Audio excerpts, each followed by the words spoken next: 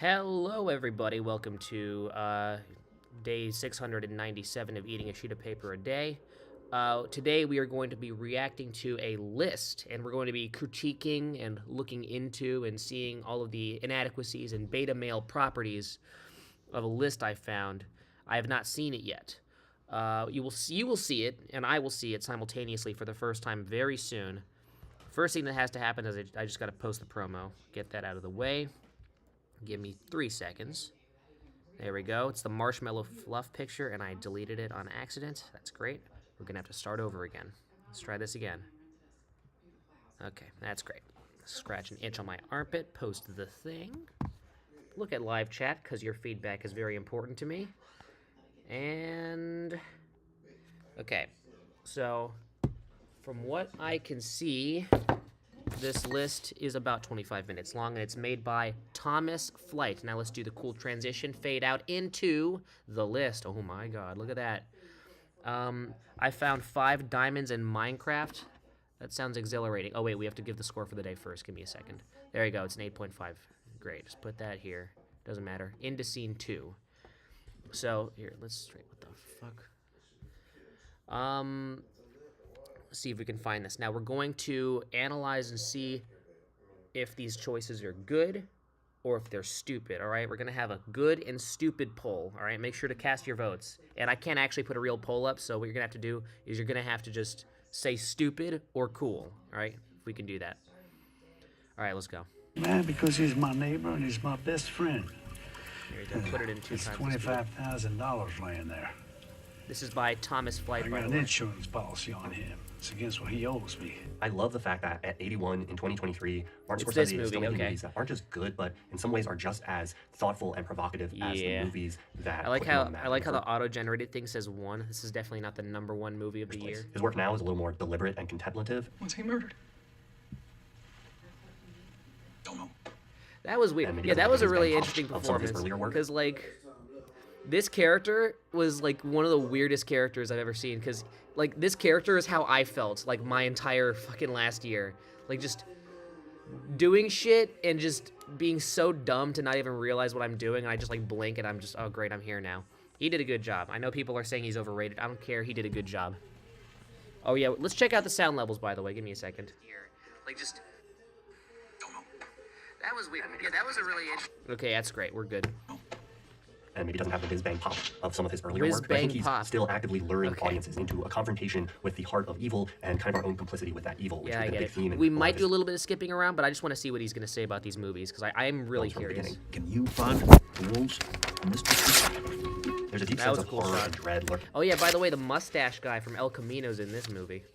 That guy did all right. He did his thing. He just plays, like, evil henchmen characters. A lot of typecasting in these movies. Throughout Killers of the whatever. Flower Moon from its opening moments until the very end. I think this movie finds Scorsese focusing Oh, yeah, hey, more on Ian, I got into an argument with your friend Kaden about this fucking movie.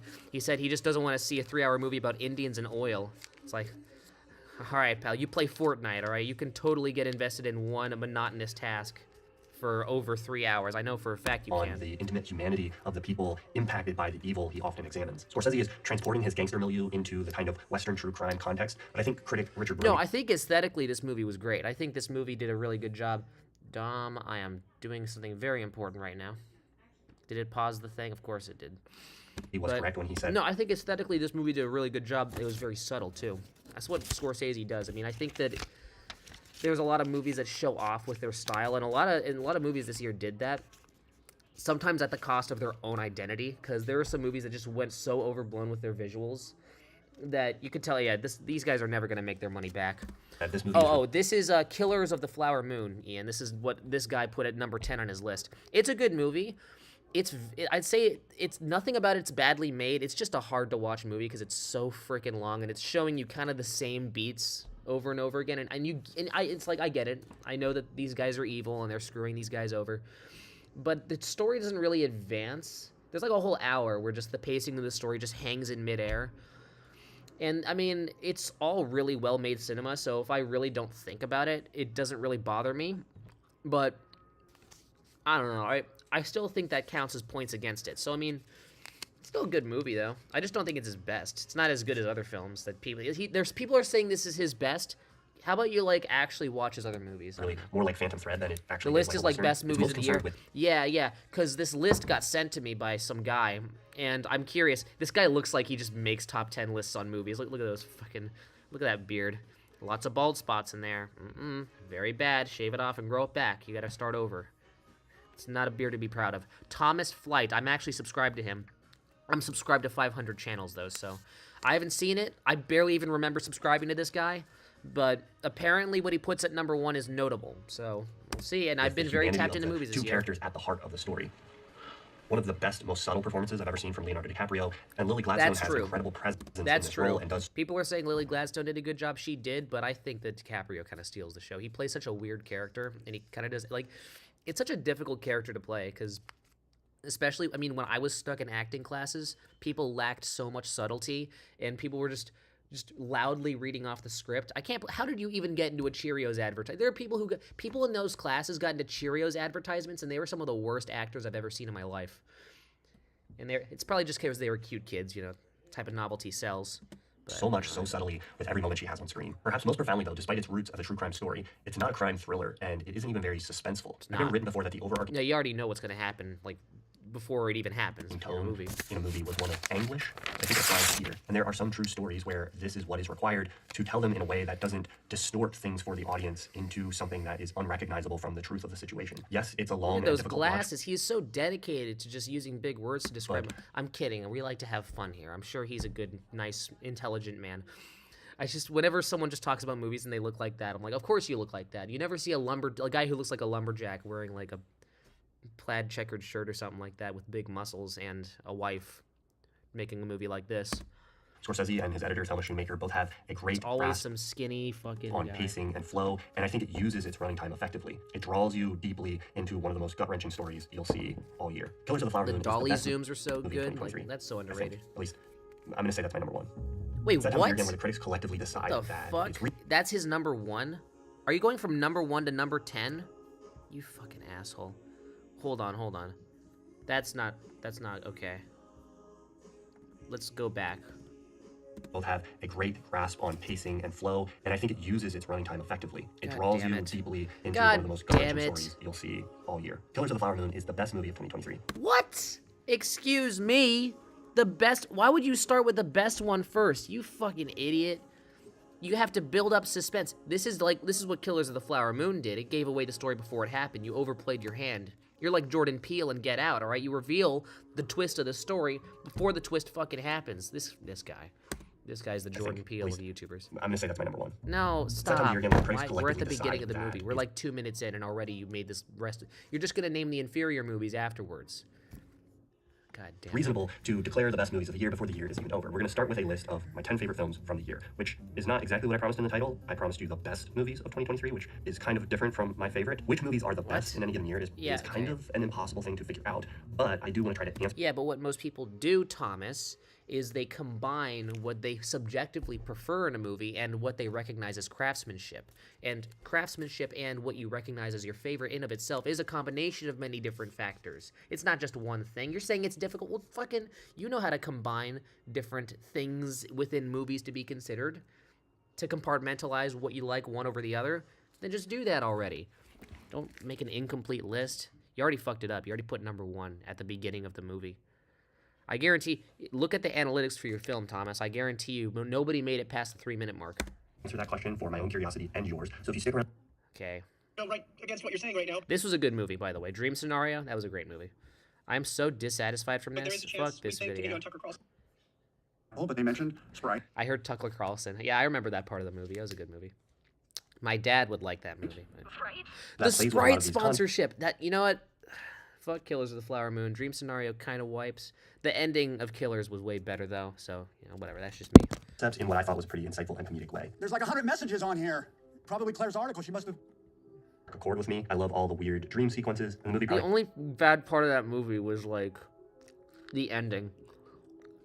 I could have done so much more with the plot points they set up, with all the shit involving the bracelet. I'm not going to spoil anymore, but, like, They could have done so much more with that. has the most on-point satirical And they just have him just recuperate with his wife at the end. Like, come on. You could do so much more. Like, I know that family relations are all that matters to this guy, and you're trying to illustrate that. But, like, at least put some emphasis on the wife and then have him mend. Because, I mean, you invested us in the college environment and the environment where he's being filmed and having his racial slur videos posted on Twitter. Like, you know, you have to resolve that. Presentation of an I mean, you internet don't have to, but I think it would have made the movie better if he did. Just marketing company that I've ever seen. That's recording.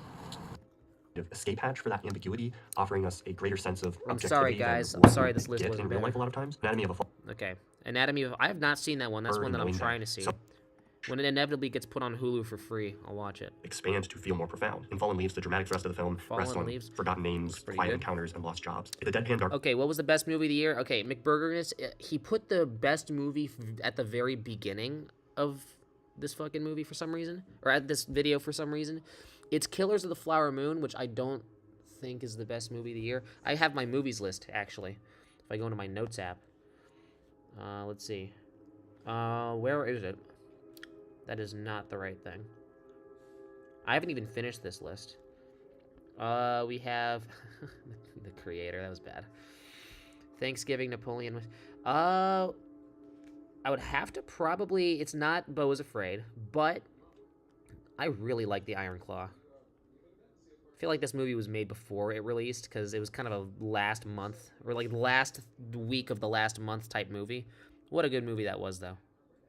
Great. That was my favorite, yeah. Killers of the Flower Moon was his favorite. romantic comedy from Finland that's a bit evocative of like a Jim Jarmusch movie, especially his older. Past lives. Perhaps the single shot that I Imagine thought about the ending most a from any top this year 5 is this very list, or simple top yet 10 quiet and list at powerful number one from 2. Past Get Lives. the fuck out of here.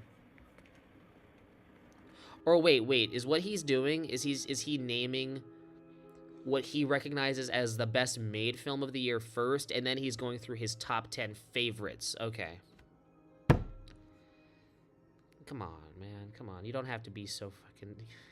He's trying to be quirky. He's trying to throw us for a curveball, but it's fine. It's fine.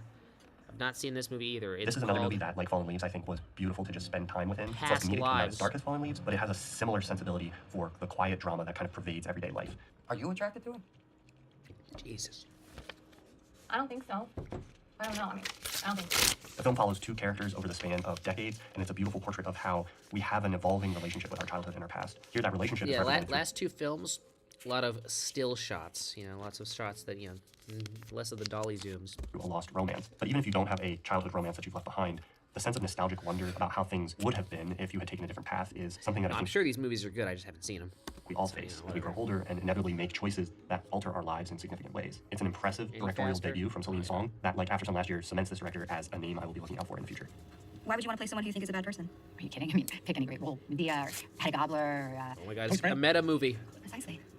Cameron, it's the complexity, it's the more gray areas that are interesting, right?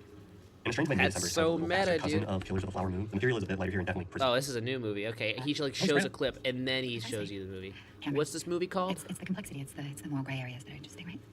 In a strange way, May December is kind of the little bastard cousin May, December. All right. of Okay. Killers of the Flower Moon. The material is a bit lighter here and definitely presented very differently. I don't think we have enough hot dogs. That was Those movies not are about Killers of how the hard Flower to Moon. masturbate Nobody ran out of hot dogs in that movie, so this movie is very as different. love and use a very interior perspective to examine that dynamic. They're also both kind of ultimately about how Hey, Ian, I'm sorry for exposing you to this guy and his big words for... How long is this? Cut that in half, like 13 minutes. But hey, I want to know what the best movies are. But yeah, he definitely seems like somebody who you... There are people who you kind of just meet, and I'm just open to talking with everybody, and then I end up, before I know it, just end up listening to this guy just rant about things that interest him for a really long time, and I'm going, wow, all I said was hello. And now I realize what it must feel like to be my dad. But, like, no, there are people like this who probably just get trapped in rants. Or people like this who trap other people in rants. Sorry, excuse me. People who get trapped in rants from this guy. Yeah, he probably just loves talking about movies stories and film can publicly to people he just met. sensationalize reality in a way that discards the victims. Todd Haynes' latest work is a strange little meta-modern piece, one that both luxuriates in kind of the craft of acting, even while it's critiquing and kind of deconstructing how that craft can be used in a very exploitative way. The movie is kind of a tonal chameleon. Every movie deconstructs something, according to this guy. This movie deconstructs the patriarchy. Sparked this huge debate on Twitter about what melodrama and camp are, which I'm not really going to get into here. But I will say, whatever it is doing, it's You're not going to deconstruct that. Okay, you draw your lines apparently. All to right. pull off its balancing act seemingly effortlessly, catering between its funniest and most disturbing moments without flinching. Yeah, The seems like a performances good from the movie. three leads here were some of my favorites of the year, and this might be a career best for Natalie Portman. I feel like a good challenge as a YouTuber would be to find like a really shit movie and just take only the coolest looking clips from it and then talk about it as if it's deconstructing something. And don't blatantly lie about the movie, but just try put it in a fake top 10 list and see if you can fool someone who has never seen any of these movies into thinking that they're good. That could be a challenge. Thomas, it's up to you now. Portman.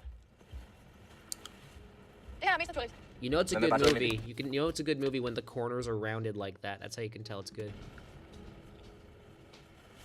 Hi, Mom. Er præcis det, jeg tænkte. Jeg tror bare, vi er meget glade for det her billede. I det være venlig.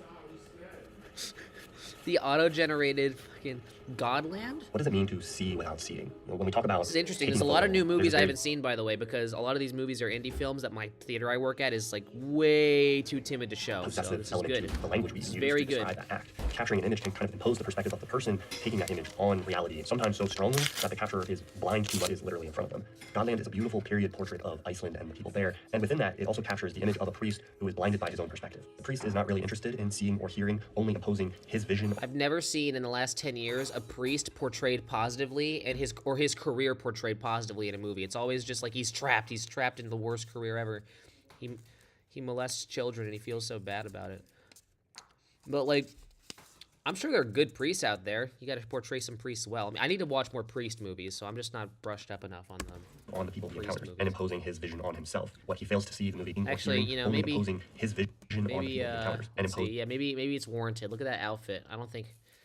Yeah, I take it all back, man. Look at that shit. That looks terrible. his vision on himself. What he fails to see the movie brings to our attention with its What is the beautiful, practical stoic purpose of this?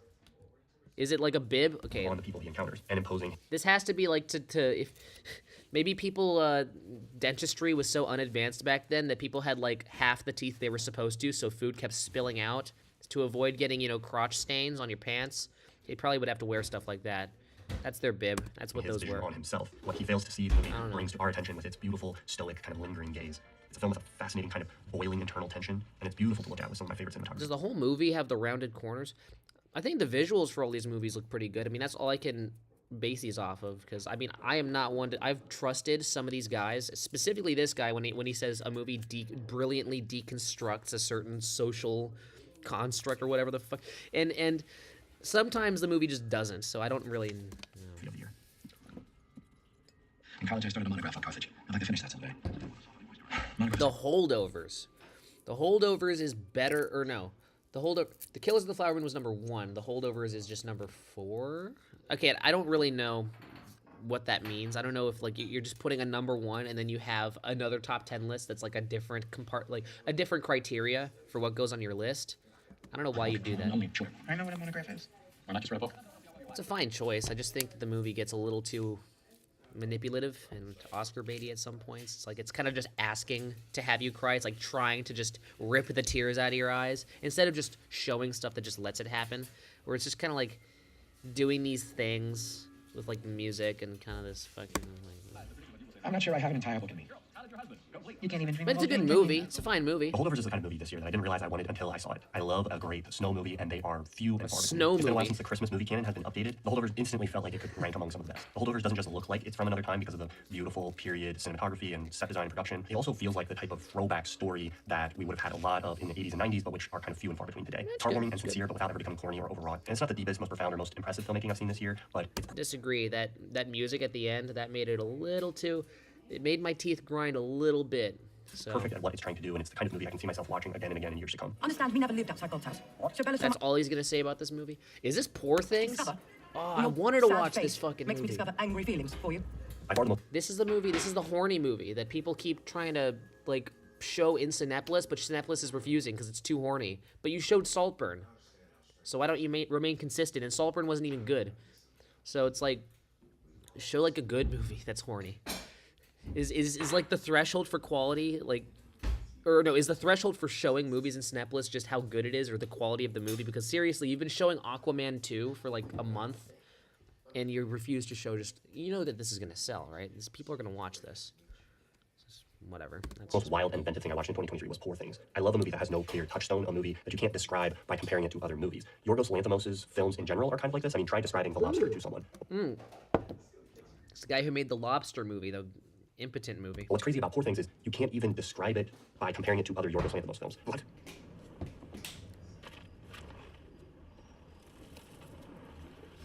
The range from a movie like The Killing of a Sacred Deer to Poor Things stylistically is just kind of absurd. Poor Things is probably the biggest swing I've seen in terms of just doubling down on absurdity since Everything Everywhere All at Once. And at least for me here, it's kind of working. The movie is grounded by this weird, technically very impressive performance from Emma Stone where she's kind of evolves developmentally from infancy to adulthood throughout the course of the film. Mark Ruffalo is hilarious in this movie. The set design, costume design, and cinematography are all out of another world. But I will say this one definitely isn't for everyone. It's one of the grossest and darkest movies I watched this year. Yeah, it's interesting. Not to be, a stickler or anything, but the colors look a little, not in this scene, but The like, set design, costume design, and cinematography are looks a little oversaturated. It might be on purpose, but it kind of looks like one of those fake effects you put on a 90s movie in like a dream sequence. Like when the character is dreaming, like all the colors get so saturated that the image becomes kind of blurry. But maybe that's just the quality of the YouTube video I'm watching. I don't know. all out of another world. But I will say this one definitely isn't for everyone. It's one of the grossest and darkest movies I watched this year. Grossest? By sort of the Let's candy-colored go. production design. If you don't have a stomach Yeah, Willem Dafoe is deformed in this movie. Willem deformed. for other Yorgos Lanthimos films, this one will not be any different. It's ultimately a strange Terrible ode joke. to the kind of chaos That's of the world bad. and all the different ways we try to navigate that as we mature and grow as humans. No movie had me smiling and giggling No, in the theater the way the stop. did. The new Hayao Miyazaki. This fucking movie. No one can Mature stop and grow talking as about humans. this No movie, movie had and me it's not smiling even and- that good. The visuals are fine. The visuals are great. I'm glad that they put effort into it, but you need a story that doesn't suck ass. You can tell just all the fucking writing strikes hit this movie so hard. This movie's not worth it. I'm telling you. This movie's not worth sitting through 2.5 hours of really, really bad voice. I sat through the dub because I didn't want to watch it. That was Idre, so Idre, that's on you.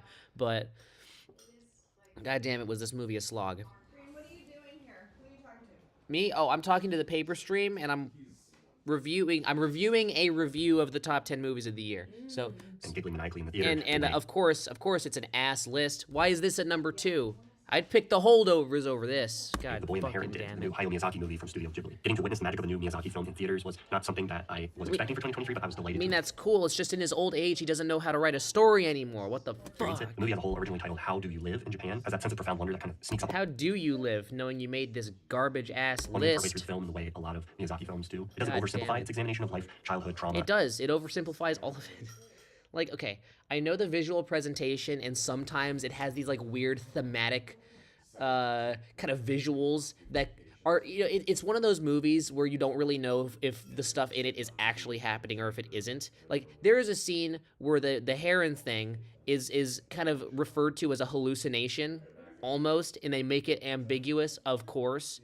And, like, I feel like this movie, it erases all stakes, because then you're like putting all this investment in all this imaginary shit that happens. This movie could basically just be about this kid overdosing on heroin and just tripping out in the middle of a field, the entire fucking movie. And you just, and to me, I get it, but this movie is an example of the audience is already so invested in the films that this guy makes that they're willing to excuse when it does not give you enough. And people naturally create their own meaning from very vague and ambiguous visuals and storytelling properties.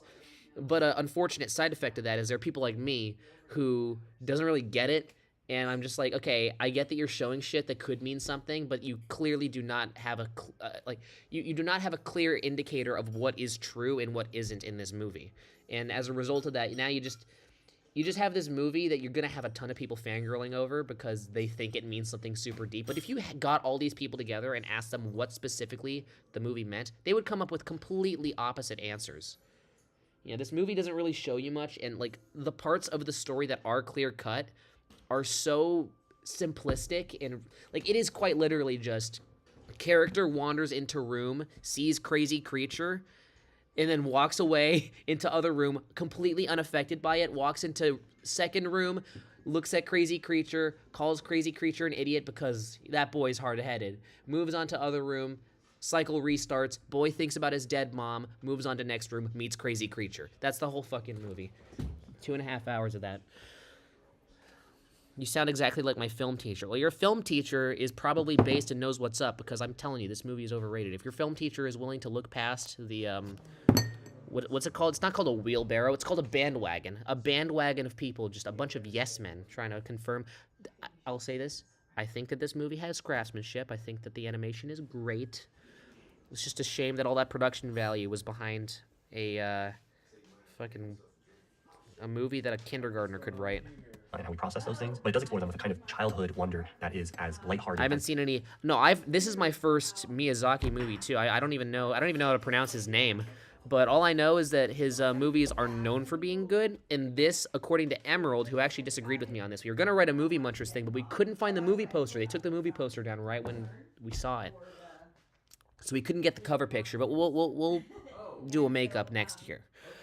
But yeah, this is my first film I've seen from him. I hope that most of his movies have more of a story than this, because the story is really not that great. It's not worthy of a number 2 spot. I don't give a fuck how good the visuals are. That matters.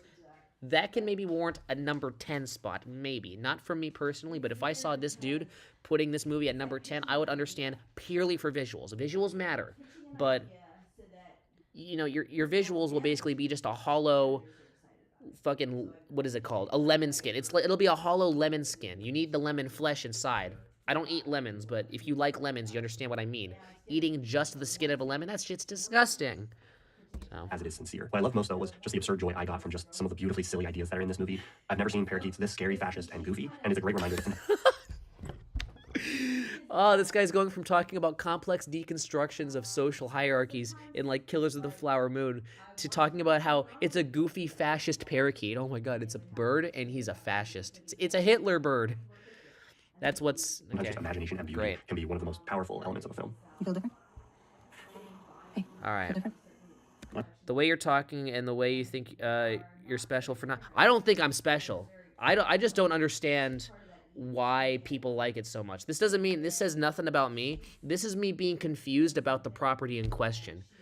You know, Mr. Williams... Oh, God. Mr. Williams was the name of my least favorite history teacher. That guy needed to take a Prozac. But... No, this is... Ian. I know that, you know, you've been a contrarian too. However, I personally just didn't like the movie. I like Killers of the Flower Moon like most other people did. I just think that there were some parts of it that were a little but yeah, I'm conforming with the crowd, you know. I'm moving my muscles in sync along with everybody else moving my mouth talking when I say that I thought the movie was just as great as everybody says it was. Oh, really? Is this? They put Asteroid City at number 1. That's funny. Kaden does not like that. Hey man, come on, French Dispatch was good. I haven't seen this. Of the clips I saw, the one thing that bugged me was the soundtrack. It's just like the same 2 notes over and over again. That annoyed me, but I haven't seen it, so I'll have to, you know. Me neither. If you've been following this channel for a while, you know I'm a big fan of Wes Anderson. But no, I'm not saying I think I'm special because of that or anything like that. I'm just saying that, like, I just don't get why the movie is so fucking revered. I get it. It's made by a veteran. I'm telling you, that guy needs to hang the towel up, or he needs to get a ghostwriter or something. But like, I'm sure he's a nice man. But The Boy and the Heron, that's probably not his best work. And if it is, yeesh, I don't get the hype, bro. Since work, I've made many videos covering his style. And French Dispatch stinks. Okay, all right, Kaden. Why? Why do you do this to me? It's a good movie. It's like, listen, you don't need, like, I know the characters aren't that deep. And I know the, you know, the movie is just it's like a Brothers Grimm type thing where it's just a collection of small stories.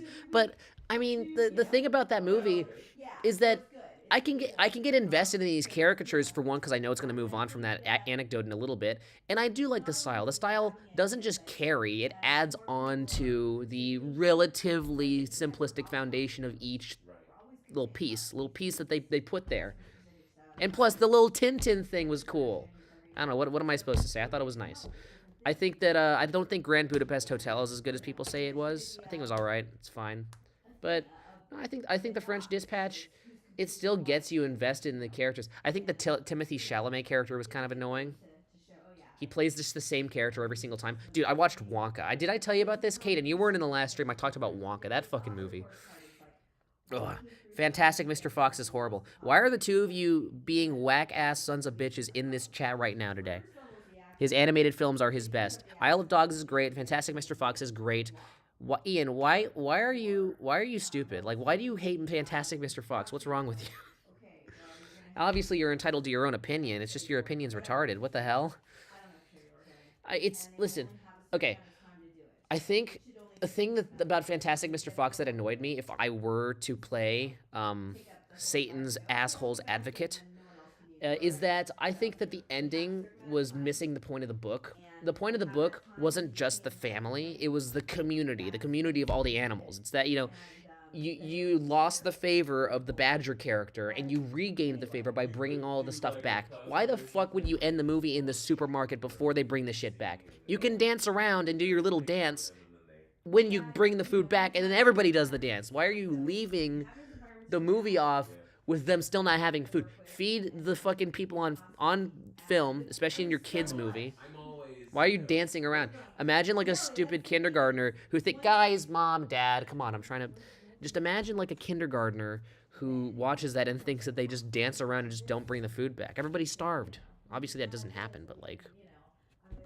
That's the one nitpick with Fantastic Mr. Fox. Everything else is great. Ian, your opinions... Oh my god, you need medication. Why do you have these opinions?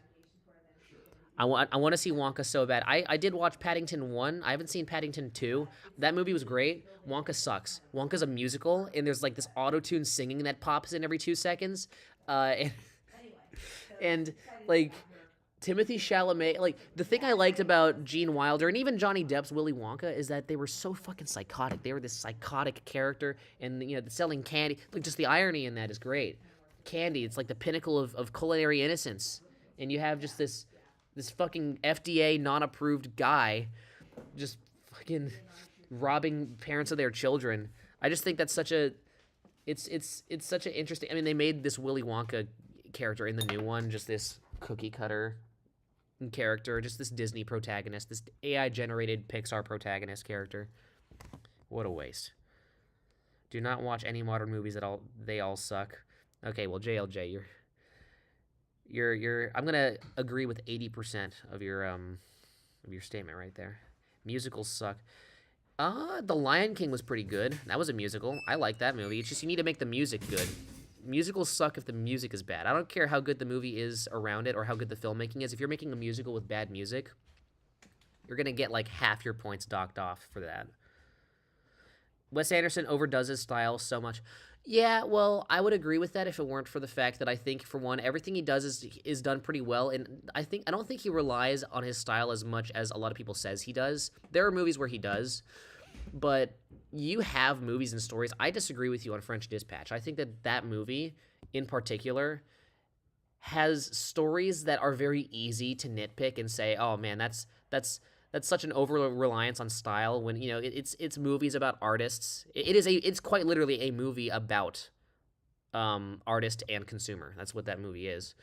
And, I still think the stories told behind all that are interesting. I do think the whole foundation of that movie where, like, the Bill Murray character dies and all that, of course that's not really a character. He's just a plot device. You don't really know anything. He has no character arc. He's just, like, some guy. I think at the beginning of that movie, I was a little annoyed by the whole Wes Anderson speech pattern where they would just speak monotone the entire movie. You're not going to pause once, to let anything you're saying have any effect. So there's that. I'm not saying they're perfect, but come on, man. You gotta have a Venn diagram, all right? You're only taking one circle out of it. You gotta look at everything. It's like, oh, it's all fucking bad. His style's all bad. Let's see. JLT. Phantom of the Opera. Well, yeah. Ian's not talking about Broadway musicals. He's talking about movies, because he can't afford to go to New York. He has no plane ticket. He could just afford to get a free Netflix subscription from his mom. Musical theater is pretty good. Well, hey, Kaden, I saw that clip your mom posted of you singing for the first time in forever from Frozen or something. I don't know what that song was, but you were singing a Frozen song, and that was cool. That's great for you. You have bias, though, all right? We aren't trusting you with anything involving musical shit. All right, Wes Anderson, blah, blah, blah. Did I miss anything? Heartwarming plot? Not really. All of his plots are heartwarming. Cool coloring, parallel shots, and it's such a cliche. I mean, if he were to make something outside of that, like, we know he's capable. He made Bottle Rocket, and it's not like he's incapable of making Bottle Rocket, or a Bottle Rocket 2. But I don't think that shows his points against him. And it's not really a cliche. I don't really see it that much outside of his films. I feel like a cliche, it needs to be a cliche, or in order for it to be a cliche, people need to kind of, like, a giant community of people need to just really over-adapt one particular thing. And I think that in order for a visual to become a cliche, that needs to be done en masse, the French phrase, which means a lot. So I really don't think that this warrants any of that. I know it can be overdone in his movies if you really want to say that it's overdone, which, again, that's a subjective thing. A style is a style. It's like, oh, Tarantino overdoes violence. Happens in every movie. A lot. So it's like, yeah. But that just shows how much you're willing to pay attention and how much you're willing to cherry pick. So Nightmare Before Christmas, pretty good. I don't think the music in that movie was that good, though. That's the thing. Like, I just like I like the Lion King music. It was so fun to listen to. It was just, I enjoyed, I think, more than any other Disney movie. I thought the music in that was unusually good. Anything else that I missed? Different films at length. Okay, let's just see if this is his number one. Is this his number one? Me neither. If you've been following this channel for a while, you know I'm a big fan Oh, of is Harrison this Ford. I've made honorable videos covering his mentions? style and different films Hold have on, let's go back. powerful elements of the film. You feel different? Hey, you feel different? Well, I'm a big Fuck ideas yeah, that are in this movie. come on, guys. I've never seen parakeets this scary, fascist, and goofy, and it's a great reminder that sometimes just imagination Thanks. and beauty can be one of the most powerful elements of a film. You feel different? Hey, you feel different? Two great Okay, he's not saying whether or not I watched it a bunch of times and made a video I didn't recognize both. So you know what? That good, found, and inventive. And Barbie. Oh, yeah, he's doing honorable mentions. technically There's no the first fucking film. way. David Fincher's The Killer had the most viscerally hard-hitting fight scene. These are just I don't think box office. IMDb to see where movies rank across all the best of the He year. probably If you copied want off to list all Rotten the sources I pulled Tomatoes, from and how I used them to No, a rank lot of what films, this and I guy's post my making, newsletter it that just outlinks seems like he's just copying and pasting Rotten Tomatoes opinions. down below. But here, according to as much data as I could collect in a reasonable amount of time, are the top 10 best movies of 2023. Oh, what the fuck? Okay. So he's saying that he didn't give it in order. Of course he didn't. Well, then why the hell were there numbers in this fucking? Well, that's just YouTube being weird. They auto-generate stuff and they don't really. Whatever. They just saw top 10 and they just decided to make it in order. Past Lives was number 1. Okay, all right, that's cool. Asteroid City's number 8. All right, showing up. All right, sweet. We're screenshotting that. I'm gonna give Past Lives a watch. All right, and we're gonna totally come back on the Letterboxd and we're gonna give that a review, a fully honest review, and we'll see if this guy is talking shit or not. I hate Barbie so much. Oh yeah, shit. Barbie was number 5. That's really funny. Kaden, you already heard my thoughts on Barbie, right? You already know what I think about that. That movie, I'm not even going to say what I think about that movie because you can just go back. You can just play back the thing. I want to see Past Lives and Poor Things. Yeah, I'm interested. I'm very interested. I have not seen either. That Poor Things poster with Emma Stone staring just deep into my gaping asshole. Like that whole thing, like in her facial expression, she really does look like a urologist who, on the first day of the job, because like that poster would scare me. I would like turn the corner and I'd see her face and how big her eyes were and I'd fucking jump.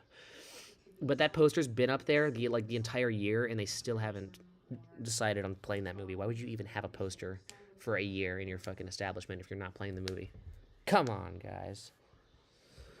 Why do the people who run movie theaters have to have bad taste in movies? You'd think that would kind of be something you'd not... That's like the last thing you want in your movie theater. All right, well, that is a pretty bad list. I'm going to give that a solid 3 out of 10. Thank you so much for watching Eating a Sheet of Paper a Day, day 697. I will see you all tomorrow. That'll be day something, what now? 698. That's it. Thank you very much for watching. I will see you tomorrow. I already said that. Make sure to live, laugh, cry, and also not die. Until next time, this is goodbye. 3, 2, 1. And...